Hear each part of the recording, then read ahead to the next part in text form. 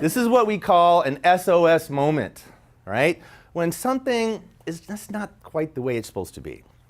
So recovering the next day, Keith gave us a call.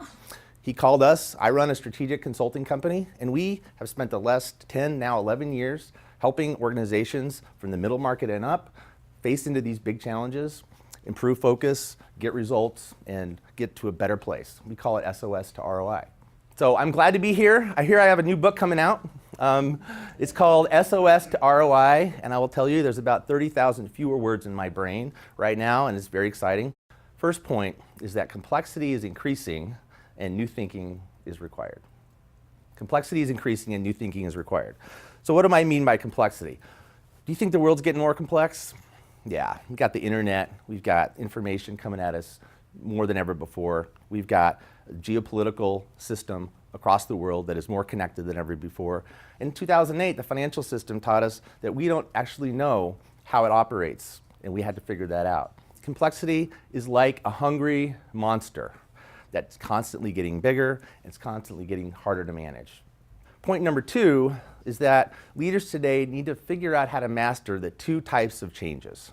There's two major types that we talk about in the book. The first type is what we call a system repair, where there's something in your business that's just not going right, but you can fix it. There's a way to fix it. Think about it like you're driving along the road and everything's going fine, and all of a sudden, boom, pop, pop, pop, pop, pop, you have to pull over because you got a flat tire or a blowout, right? Has that ever happened to anyone here? It's not a very good feeling. That's kind of an SOS moment in a way. And so what you can do, you can either repair the tire or you can put in the spare and you're back on the road, okay? That's an example of a system repair. The second type of change is what we call an enhanced capability.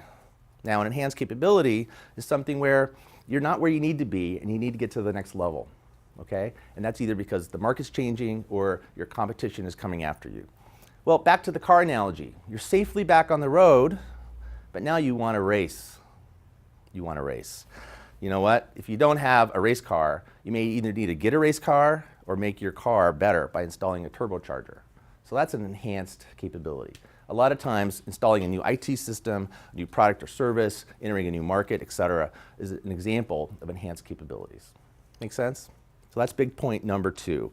Now, Keith's story was a problem that showed up as a really bad thing, okay? But sometimes problems show up as really good things. In this case, Wendy has one of those. So Wendy is a fiercely competitive person, very young, very likable, and has a really good eye for market opportunity. She had been growing her food equipment business for under a decade, and it was going fine.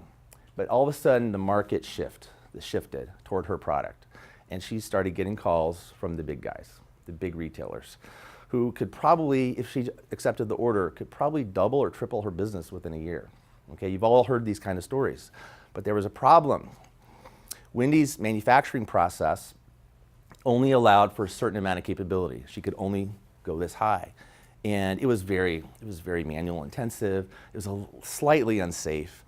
It was hard to scale, okay? It was not good. So she had this dilemma. The only way she could safely increase capacity was through automation.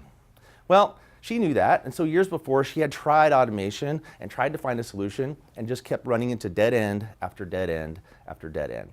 So finally, in her SOS moment, she was saying, I have this massive opportunity of a lifetime, and I can't scale my capacity. That's when we got the call. She said, can you guys help? And we said, I don't know. I hope we can. Well, we looked around, and guess what? On the planet, there was absolutely zero solution for Wendy. And so what we did is said, if you don't mind, let's put a team of experts together and let's build something for you. And we did that. And we were able to actually invent a new system, but it had the luxury of many inventions that had already been invented that we put together, which made the risk of the opportunity go down. And she was able to finally accept the order. In the first year, she had over 90% on-time delivery, perfect quality, and her capacity went up by 10 times. And guess what? She bought another automation solution as well. It was amazing. All of a sudden, orders started coming in from other companies. Orders got doubled, and they actually started going global. At the end, her company grew by 300% in 3 years, and profits by 500% in that same time.